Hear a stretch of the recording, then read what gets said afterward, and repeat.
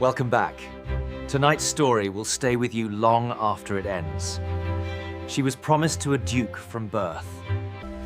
But on their wedding day, in front of everyone, he chose her younger sister instead. This is the story of a woman who lost everything. The morning Eliza Crane learned she was disposable, the sun came through the chapel windows in shafts of gold that made everything look holy. She stood at the altar in her mother's wedding gown, the lace collar scratching against her throat like a promise about to break. Across from her, Duke Nathaniel Harrow looked past her shoulder as though she were a portrait he'd grown tired of viewing. She had practiced her vows every night for 3 months. She knew the exact rhythm of his name in her mouth, but when the officiant asked if anyone objected to this union, the chapel doors exploded open with a sound that would live in her nightmares forever. Her younger sister Margot stood in the doorway, her copper hair wild around her shoulders, her dress torn at the hem from running. She was crying, not the delicate tears of a moved witness, but the ugly, gasping sobs of someone confessing a sin. "I'm carrying his child," Margot said, her voice breaking the sacred silence like a stone through glass. Eliza felt her lungs forget how to work. She turned to Nathaniel, waiting for him to deny it, to laugh, to do anything that would make sense of this moment. Instead, he closed his eyes, just closed them, as though he could wish away the scandal by refusing to see it. The chapel erupted into whispers that sounded like wasps. Eliza's mother made a sound, somewhere between a gasp and a moan. Her father stood up so quickly, his chair fell backward and crashed against the stone floor. But Eliza couldn't move. She stood there in her scratchy lace collar, holding a bouquet of winter roses that cost more than most families earned in a year, and felt her entire existence rearrange itself into something unrecognizable. Nathaniel opened his eyes and looked at Margot with an expression Eliza had never seen him wear. Softness, actual tenderness, the kind of look she'd imagined receiving on their wedding night when they were finally alone and could stop performing their roles. "I'm sorry," he said, but he was looking at Margot when he said it. "I never meant for this to happen." Eliza heard herself laugh. It came out wrong, too high and sharp, the sound of something breaking. "You never meant for what to happen? For me to find out?" Her father reached the altar, his face purple with rage. "You will marry my daughter. The contracts are signed. The agreements are sealed. You have no choice in this matter." Nathaniel finally looked at Eliza then, really looked at her, and what she saw in his eyes was worse than hatred. It was pity. "I won't marry someone I don't love when the woman I do love is carrying my child," he said quietly, "even if it costs me everything." The word everything hung in the air like smoke, as though Eliza was nothing, as though 23 years of preparation, of etiquette lessons, and language tutoring, and learning to pour tea at the exact right temperature had been for absolutely nothing. Her mother was suddenly beside her, gripping her arm hard enough to bruise. "Say something," she hissed. "Don't just stand there like a fool. Fight for your position." But Eliza couldn't fight. She couldn't even breathe properly, because the truth was settling into her bones like winter cold. And the truth was this.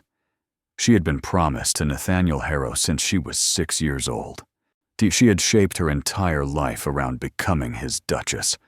She had turned down every other suitor, ignored every other possibility, learned his favorite foods and his political positions, and the exact way he liked his study arranged. And none of it had mattered, because he had fallen in love with Margot in the 3 months since Margot had returned from finishing school in Vienna. 3 months. That's all it took to undo 17 years of planning. Margot was still crying in the doorway. "Eliza, I'm so sorry. I never wanted to hurt you. But I love him. I've loved him since the summer party, and I tried to stay away. I really did, but—" "Get out!" Eliza's voice didn't sound like her own. It sounded like someone else entirely. Someone harder and colder, and capable of surviving this. Both of you could get out of my sight. Nathaniel took a step toward her, but her father blocked his path. You've made your choice, Your Grace. Now live with the consequences. My family will pursue every legal remedy available to us. The betrothal contract specifically includes penalties for breach. I'll pay them, Nathaniel said simply. Every pound. I'll liquidate estates if I have to. But I won't marry without love. Eliza wanted to scream that love was a luxury, that people like them didn't marry for love, that he had known this since childhood just like she had. But her throat had closed up entirely. She couldn't make a sound. The officiant, an elderly bishop who had known her since baptism, touched her shoulder gently. My child, perhaps you'd like to retire to the vestry, away from the crowd? She nodded because it was the only movement she could manage. Her mother and father started arguing with Nathaniel's family, in voices that grew louder and uglier by the second. Margot had collapsed against the doorframe, still sobbing. The wedding guests were standing now, their phones out, already spreading this story to every corner of society. Eliza let the bishop guide her through a side door into a small room that smelled of old incense and furniture polish. She sat down in a wooden chair and stared at her hands. They were shaking. Everything was shaking. Through the thick walls, she could hear her father's voice rising in fury. She could hear her mother's sharper tones, accusatory and vicious. She could hear Margot's continued crying. But she couldn't hear Nathaniel anymore. He had probably already left with her sister, already planning their future together, while Eliza sat alone in a borrowed room, wearing a dress that now meant nothing. The bishop didn't offer platitudes. He just sat across from her in silence, his weathered hands folded in his lap, waiting for her to speak first. I don't know who I am, Eliza finally whispered. If I'm not his future wife, if I'm not going to be a duchess, then who am I?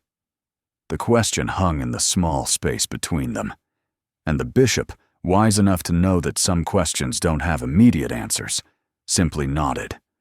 Outside, the argument was reaching a fever pitch. She heard something shatter, maybe a vase or a window. She heard her father shout something about honor and contracts and consequences. She heard her mother demand that Margot be disowned immediately, cut off from the family entirely. But Eliza just sat there in her uncomfortable chair, in her scratchy lace collar, holding her expensive winter roses, and felt something inside her chest cave in like a building whose foundation had just been removed, because the truth was finally fully settling in. She had never been a person to them, not to her parents, who had promised her away before she could walk, not to Nathaniel, who had accepted the arrangement without protest, but never once tried to know her.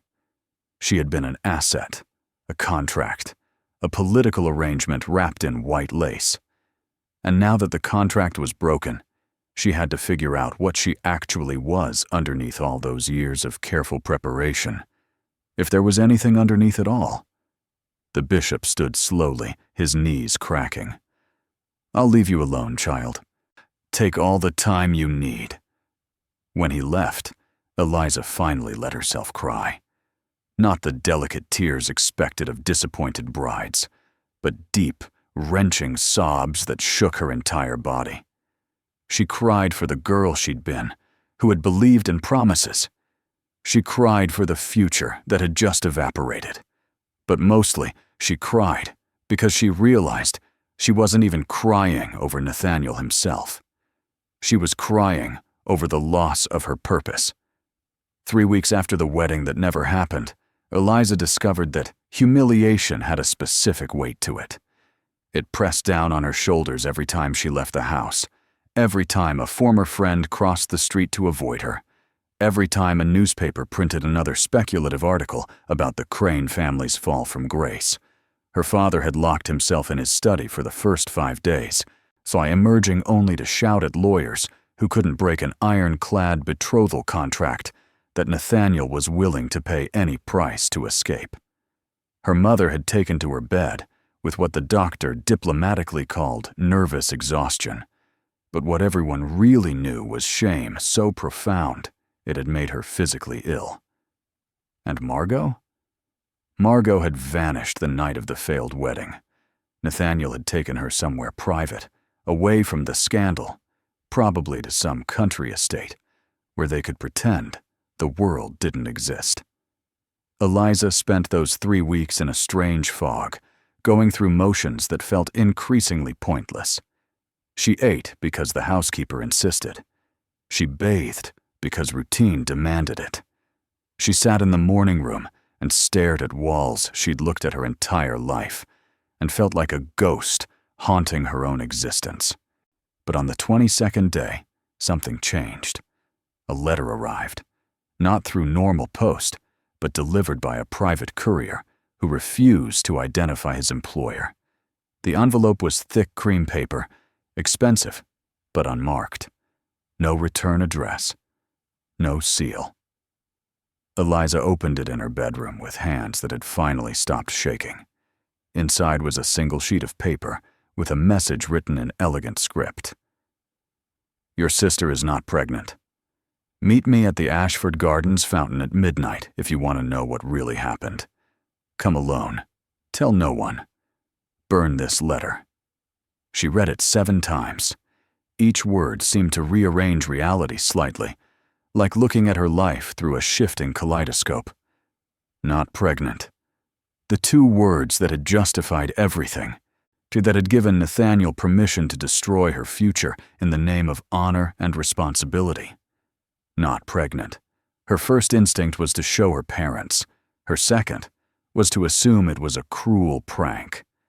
But her third instinct, the one that settled deepest and refused to be ignored, was darker.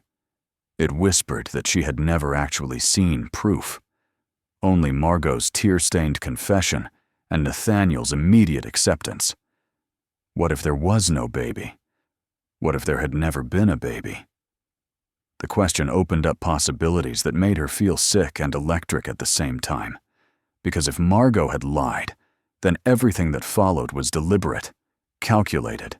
The crying, the dramatic entrance, the destruction of Eliza's wedding, all of it would have been theater designed to steal what was never hers to take. Eliza looked at the clock. On 9:15 in the evening, she had less than 3 hours to decide if she was brave enough or foolish enough to walk into what might be a trap. She burned the letter in her fireplace and watched the cream paper curl and blacken. Then she waited until the house fell silent, until her parents had retired to their separate bedrooms and the servants had finished their evening duties. At 11:30, she dressed in the darkest clothes she owned, practical boots instead of delicate shoes, and a cloak with a deep hood. The Crane estate bordered Ashford Gardens, a sprawling public park that had been donated to the city by some long-dead philanthropist. During the day, it was full of families and couples. At night, it belonged to shadows and secrets. Eliza had never been anywhere alone at midnight in her life. She'd never been anywhere alone at all, really. There had always been chaperones, companions, maids trailing 3 steps behind. But tonight, she climbed out her bedroom window onto the oak tree she'd been forbidden to touch since childhood, and she dropped into the garden with her heart hammering against her ribs. The walk to the fountain took 12 minutes. Every sound made her jump. Every shadow looked like it might contain someone waiting to hurt her. She thought about turning back 7 times, but the words, "not pregnant," kept pulling her forward like a rope tied around her chest. The fountain stood in the center of a circular plaza, its water shut off for winter. In the moonlight, it looked like a monument to something forgotten. And standing beside it, so still she almost missed her in the darkness, was a woman in a gray traveling cloak. "You came." The woman's voice was cultured, educated, but Eliza didn't recognize it. "I wasn't certain you would." "Who are you?" Eliza stayed several feet back, every muscle tensed for flight. The woman pushed back her hood, and Eliza felt the world tilt sideways again. She was looking at a face she'd seen exactly once, at a dinner party 2 years ago. Lady Catherine Voss, Nathaniel's former fiancé. The engagement had been brief and broken quietly before Nathaniel was redirected to Eliza through their family's arrangement. "You," Eliza breathed. "Why would you?" "Because he did to you what he did to me," Catherine said, and her voice carried a bitterness that sounded like old wine turned to vinegar. "And I'm tired of watching him destroy people without consequences." "What do you mean? I'm not pregnant? How would you possibly know?" Catherine reached into her cloak and pulled out a folded document. "Because 3 days ago, your sister visited a private physician in the medical district. Not her usual doctor. Someone discreet, expensive, the kind you see when you need something kept quiet. I have friends who work in such places. Friends who owe me favors." She held out the document. Eliza took it with numb fingers and tilted it toward the moonlight. It was a medical report, signed and dated. The relevant line was underscored. "Patient shows no evidence of pregnancy. Examination confirms patient is not, nor has recently been with child." This could be forged, Eliza whispered, but even as she said it, she could feel the truth of it settling into her bones, like the truth about her disposability had 3 weeks ago. "It could be," Catherine agreed, "but it's not. Your sister lied, Miss Crane. She lied about carrying Nathaniel's child to justify taking him from you. And he either knew and didn't care, or was fool enough to believe her without verification. Either way, they both deserve what's coming." Eliza looked up from the document, her mind racing through implications faster than she could process them. "Why are you telling me this? What do you gain?" Catherine's smile was sharp enough to draw blood. "Revenge is what I gain. Nathaniel Harrow humiliated me 2 years ago. Broke our engagement 3 weeks before the wedding. Claimed he didn't love me. That he couldn't go through with a loveless marriage. Then turned around and accepted an arrangement with you without protest. Do you know what that did to my reputation? My prospects? So this is about your wounded pride." "No," Catherine said, and her voice went cold. "This is about justice. He can't keep doing this, breaking promises, destroying futures, walking away without consequences because he's a duke, and society forgives powerful men everything. But if you expose your sister's lie, if you reveal that there never was a pregnancy, the scandal becomes something else entirely. It becomes fraud, manipulation, a deliberate scheme to break a legal contract." Eliza's hands were shaking again. "They'd be ruined. Both of them." "Yes." Catherine's eyes glittered in the moonlight. "Completely. Nathaniel would lose his reputation, possibly his title if the legal implications are severe enough. Your sister would be branded a liar and a schemer. No one in society would touch either of them. They'd have each other, certainly, but they'd have nothing else." The medical report felt like it weighed 1,000 pounds in Eliza's hands. She thought about Margot's tears, how genuine they'd seemed. She thought about Nathaniel's tender expression, his willingness to sacrifice everything for love and honor. All of it theater, all of it lies built on a lie. "What do I do with this?" Eliza asked quietly. Catherine stepped closer. "You make a choice. You can destroy them both, reclaim some measure of your dignity, show the world that you're not just a victim of their schemes. Or you can walk away, let them have their happiness built on lies, and spend the rest of your life wondering who you might have been if you'd chosen yourself over propriety." The fountain loomed behind Catherine like a silent witness. Somewhere in the distance, a church bell tolled midnight, and Eliza Crane, who had spent 23 years being told exactly who she was and what her purpose would be, realized she was standing at a crossroads that no one had prepared her for. Because the girl who had stood at that altar 3 weeks ago would have walked away, would have chosen dignity over revenge, propriety over justice, would have let herself fade into obscurity rather than create more scandal. But that girl had died in the chapel, and whoever was standing here now, holding proof of betrayal in her shaking hands, wasn't her anymore. Eliza stood in the moonlit plaza, the medical report clutching between her fingers, and felt 2 futures split before her like a forked path in a dark forest. Catherine Voss watched her with hungry eyes, waiting for rage to tip the scales toward revenge. But something unexpected was happening inside Eliza's chest. Instead of fury, she felt a strange clarity settling over her like the first light of dawn. She looked down at the document that could destroy her sister and Nathaniel and realized with sudden certainty that she didn't want to destroy anyone. She wanted to be free. "No," Eliza said quietly, and handed the document back to Catherine. Catherine's face twisted with confusion and anger. "What do you mean, no? They lied to you. They humiliated you in front of everyone who matters.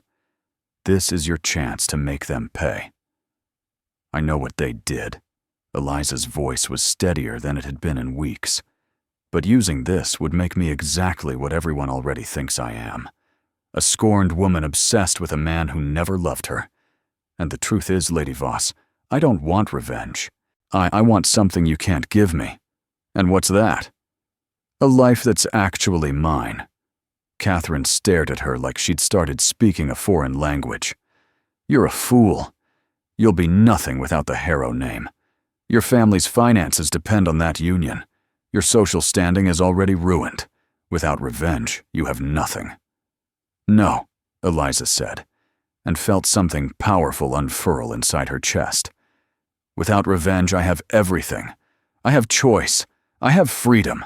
I have the rest of my life to figure out who I actually am when I'm not performing a role someone else wrote for me." She turned to leave, but Catherine grabbed her arm. "If you walk away now, there's no coming back from this. I won't offer you this opportunity again." Eliza gently removed Catherine's hand from her sleeve. "Good, because I never want to see that document again. I never want to become someone who builds her future on someone else's destruction, even if they deserve it." She left Catherine standing by the fountain, walked back through the dark gardens, and climbed back through her bedroom window as dawn was breaking over the city. She didn't sleep. Instead, she sat at her writing desk and began making lists. Things she knew how to do. Things she'd learned in 23 years of preparation for a role she'd never play. Languages: French, German, Italian. Skills: estate management, event planning, financial accounting, negotiation, education, literature, history, political theory, mathematics. By the time the sun was fully up, she had filled 3 pages.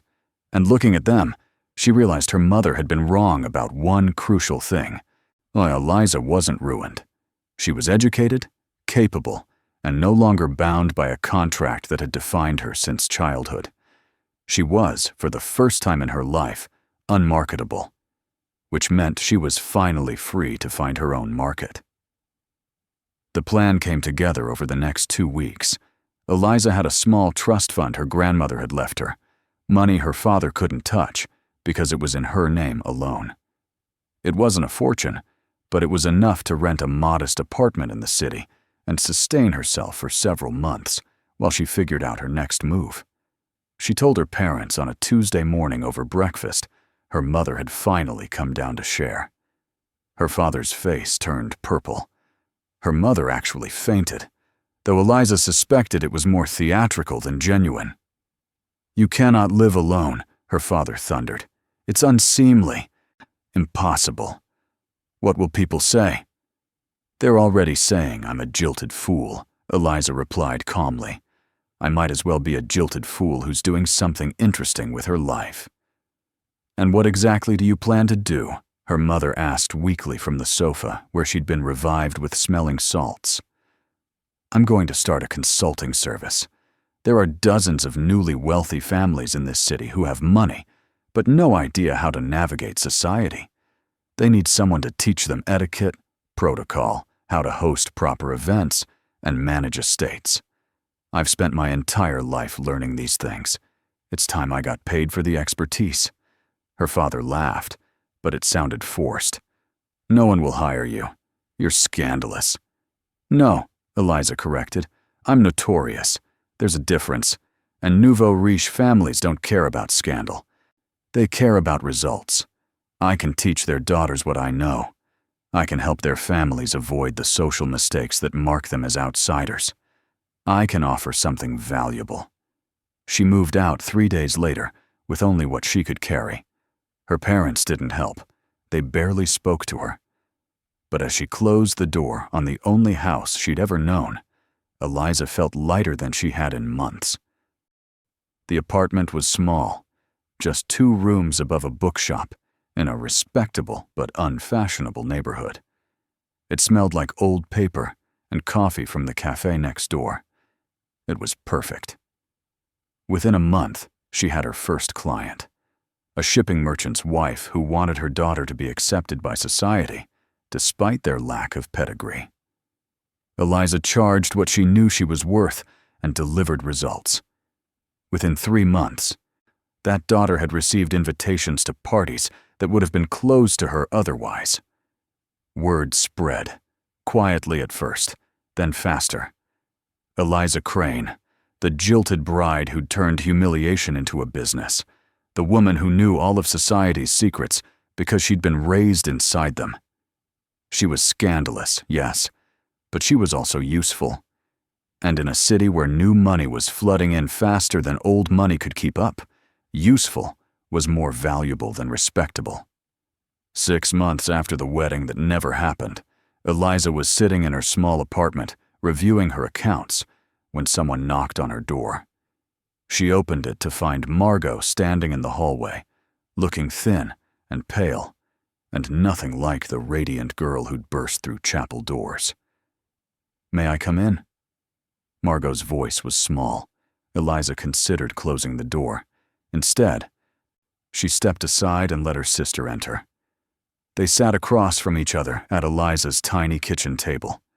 Margot twisted her hands in her lap, unable to meet Eliza's eyes. "There was no baby," Margot finally whispered. "There was never a baby. I lied because I loved him, and I thought if I gave him a reason to choose me, he would. And then it was too late to take it back." "I know," Eliza said quietly. Margot's head snapped up. "You know? How long have you known?" "Long enough." Eliza poured them both tea from a simple pot that had cost a fraction of what the family china had. "Why are you telling me now?" Tears spilled down Margot's cheeks. "Because he left me. A month after we were married in a quiet ceremony, he realized I'd lied. Someone had mentioned pregnancy timelines, and the dates didn't match up, and he confronted me, and I broke down and confessed. He was so angry, Eliza. Not loud angry, but cold, like I'd killed something inside him. He said I'd made him into the kind of man he'd never wanted to be. Someone who breaks promises and destroys people. He said I'd stolen his chance to be honorable. And?" Eliza's voice was careful, neutral. "And he left. Filed for annulment on grounds of fraud. I'm back with mother and father, and they won't even look at me. I destroyed everything. Your life, my life, our family's name. All because I thought I loved him." Margot's whole body was shaking now. "I came to say I'm sorry. I know it doesn't fix anything. I know you probably hate me. But I needed you to know that I'm sorry." Eliza looked at her sister, this girl who'd been so desperate for love that she'd destroyed everything to get it, and she felt something surprising. Not forgiveness exactly, but not hatred either. More like recognition. They'd both been trapped in the same system, just in different ways. Both taught that their value came from who they married rather than who they were.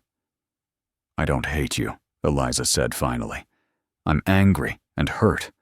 and it'll take a long time before I can think about you without feeling both. But I don't hate you, because in a strange way, you freed me." Margot looked up, confused. "What?" "You destroyed the life I thought I was supposed to have, and it forced me to build something real instead. I'm happy, Margot. For the first time in my life, I'm actually happy. I have work I care about, independence I earned myself, a future I'm creating rather than waiting to inherit. None of that would have happened if you hadn't lied. So you forgive me?" "Maybe someday," Eliza said honestly. "But not today. Today I'm just telling you that I survived, and eventually you will too. You'll have to figure out who you are when you're not trying to be someone's love story. It's harder than it sounds, but it's worth it." Margot left shortly after, and Eliza returned to her accounts. As she worked, she caught sight of her reflection in the window. The face looking back at her was thinner than it had been, with shadows under the eyes from late nights building something from nothing. But it was also stronger, more certain. 3 years later, Eliza's consulting service had expanded to include a small school where she taught etiquette, estate management, and business skills to young women from all social classes. She'd written a book on social navigation that had become quietly influential. She'd been invited to speak at universities. She'd also, unexpectedly, fallen in love. Not with a duke or anyone from her old world, but with the bookshop owner, whose apartment she'd rented above. A kind, funny man who'd never heard of her scandal and wouldn't have cared if he had. Someone who loved her for her mind and her ambition and the way she laughed when she was truly happy. On a spring morning, standing in her school's sunny classroom, teaching a group of eager young women how to negotiate their worth, Eliza realized something profound.